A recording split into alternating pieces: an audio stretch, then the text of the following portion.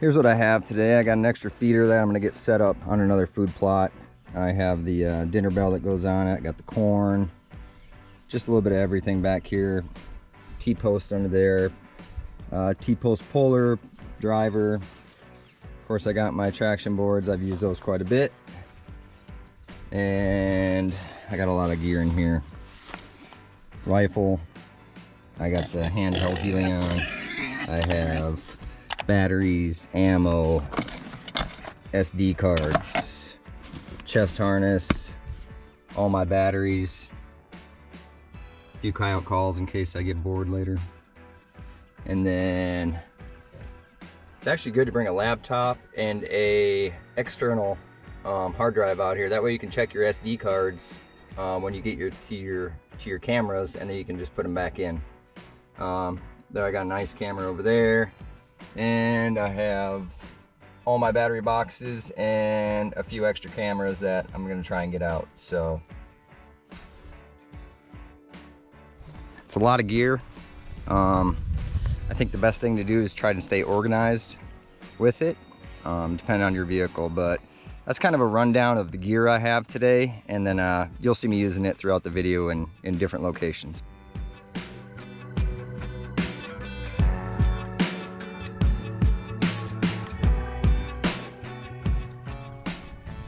What I like to do, if I do pull the SD card out and I'm going to take it back to the office, I have this little Pelican case here, and when I take the SD card out and put it back in the case, I flip it upside down with the gold teeth showing. That way I know when I get back to the office or my house, if it's flipped upside down, I need to check it out and reformat it for next time.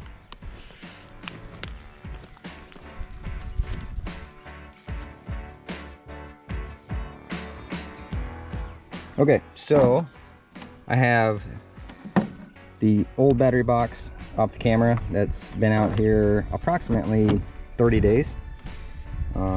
Usually I let the cameras run about 30 days with a full battery and they're fine.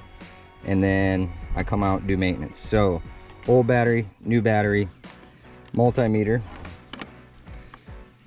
Make sure, set it to 20. Multimeter is your friend out here. Otherwise, you're not gonna know what your battery levels are at.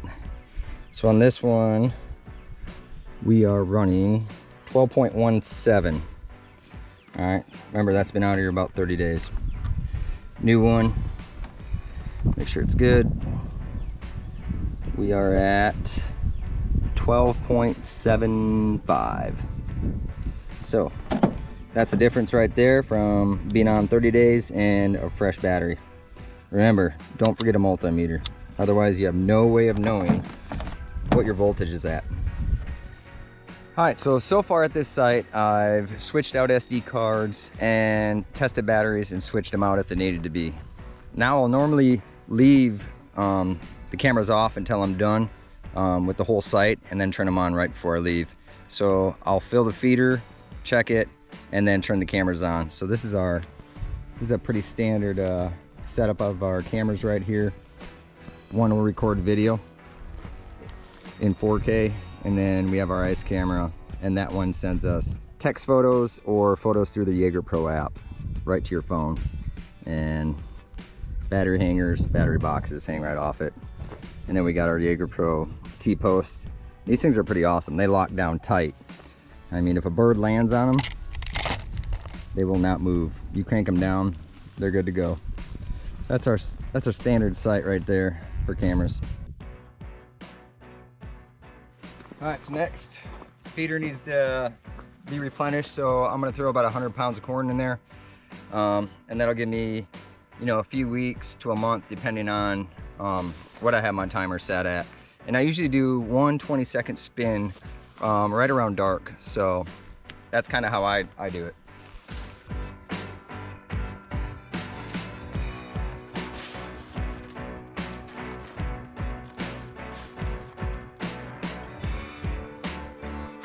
Make sure to bring your trusty step ladder, or if you can back your truck up, that works too. Feeder battery looks good still. It says full in here, but I never really trust it, so I usually take it out and hit the multimeter with it, because like I said, sometimes you can't trust the displays on here. They'll read full and within 2 days, sometimes they go dead. Battery replaced, timer set, and now we're gonna go ahead and give it a test spin here. All right, it's counting down.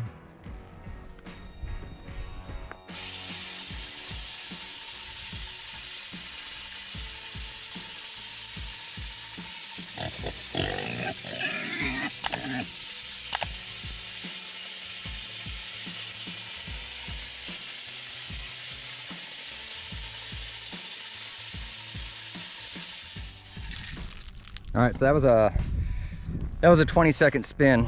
Like I said, I run one 20-second spin on every feeder right now about 8:30 p.m. And you heard that dinner bell when that corn hits, that metallic ringing. That kind of helps condition them pigs to that feeder. When they hear that, they know it's, you know, it's putting out food, and it's kind of like clockwork for them. Puts a nice layer. And there's that dinner bell, keeps it within you know, a 15-20 foot radius, and we keep that on there at all times, even before the trap goes up. Cameras, batteries, SD cards, feeder with the battery, and check the corn levels, top it off. So it takes a little bit of time. Like I said, take your time, do it right, don't forget anything, you'll be good to go. Now I just have a few more sites to do today.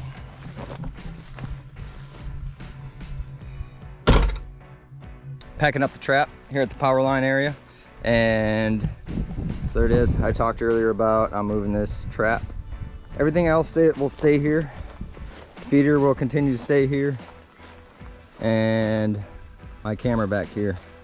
That way, if I start having pigs show back up at this feeder site, I can move a trap back.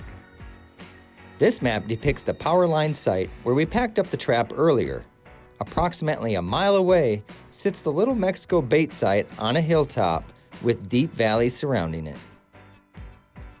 It's the first week of May, and the ice camera notifies me of a sounder on the bait site. I count 16 total, with what appears to be an adult boar in the mix. This boar may or may not be part of this sounder, and I will make an assessment once I get more intel.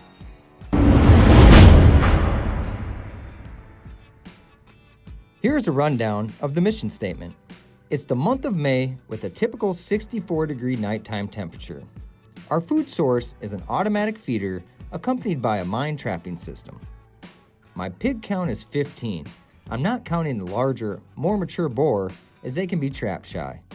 Only time will tell if he shows up with the sounder again. If not, he'll be shot or trapped on a separate event.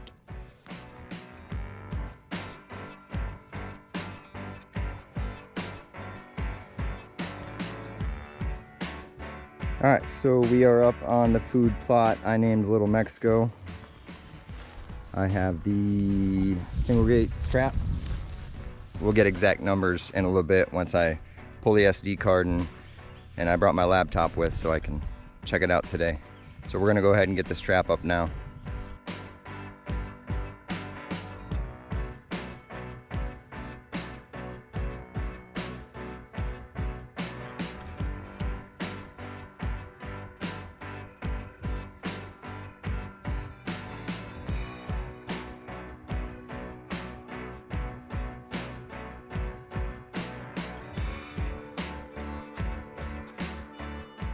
So I've pretty much set up the trap. I'm almost complete, and before I leave I want to do a test drop at the gate. I'm not actually going to drop the gate, just for noise purposes. Leave the safety pin in, that way the gate doesn't drop, and I'm going to watch the arm just to make sure it engages the trigger. So here we go. There it is. Alright. The live video camera is paired to the control box. Next, I'll go ahead and bait the site pretty heavily out the gate a little bit. Then I'll come over here and make sure before I leave, turn on all the cameras, make sure the batteries are good to go, fresh SD cards. So hopefully we can get a capture here in the next night or two.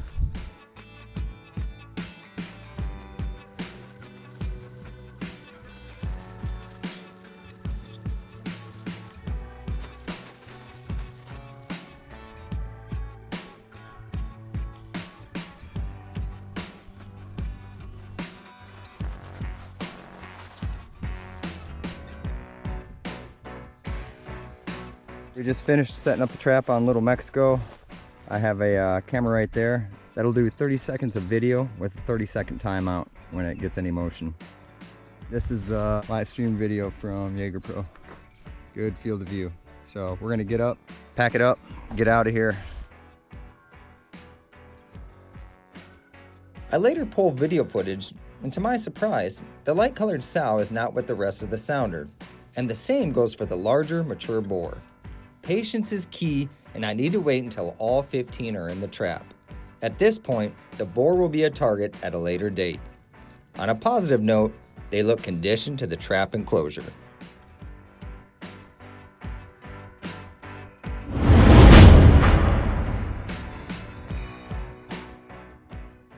On 11 June at 7:29 a.m., my phone sounds off with a notification from the live stream camera. I utilize the live stream function and monitor all 15 feeding inside the enclosure. I waste no time hitting record and initiating the gate drop. Within seconds, the gate falls and I have my sounder.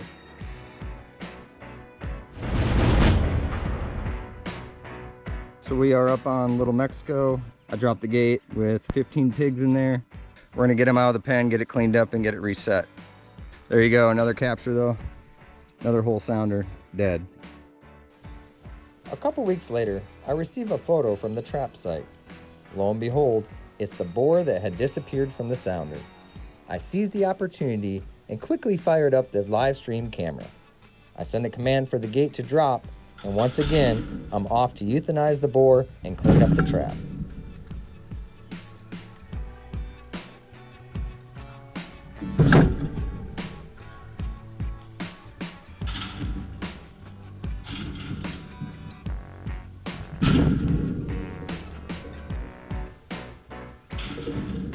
On this episode, I went a little more in depth on the daily tasks and duties as a hog control operator and the work that goes into making a capture. If you have any suggestions or topics that you'd like us to cover in the future, go ahead and leave a comment below. And thanks for watching.